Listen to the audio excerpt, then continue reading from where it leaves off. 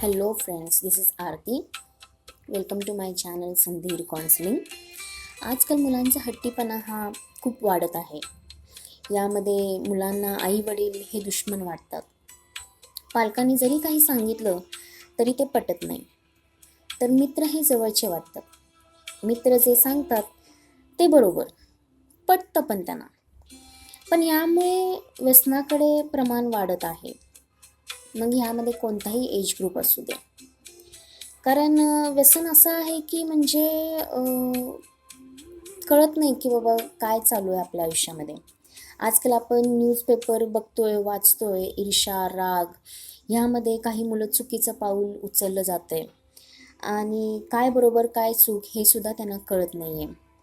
काही मुलं अशी पण आहेत की व्यसनामुळे सुद्धा चुकीचं पाऊल उचलत आहेत किंवा म्हणजे आई वडील सांगतात की बाबा व्यसन सोड तू, किंवा आपण काहीतरी ट्रीटमेंट घेऊया किंवा काउन्सिलिंगसाठी काहीतरी आपण प्रयत्न करूया.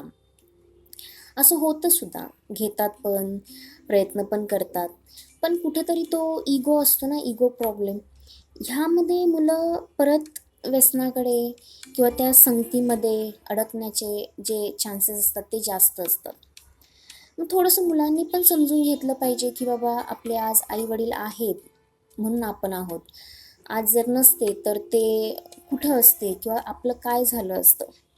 तर ह्यामध्ये घरातील व्यक्ती, आई वडिलांचं नातं, एक नवरा बायकोंचं नातं, त्यांचं संभाषण, मुलांबरोबरचं नातं, त्यांच्याबरोबरचं संभाषण, हे जर व्यवस्थित असेल तर घरातील वातावरण व्यवस्थित. ह्यामध्ये थोडी जरी काही कमी असेल तरीसुद्धा परिणाम म्हणजे थोडंसं चुकीच्या वळणावरती जाणे किंवा चुकीच्या संगतीमध्ये अडकणे, असं काही होऊ शकतं. त्यामुळे मुलांनी पण आणि पालकांनी पण एकमेकांना समजून घेणं आजकालच्या ह्याच्यामध्ये खूप गरजेचं आहे. वेळ देणं एकमेकांना हे सुद्धा खूप गरजेचं आहे.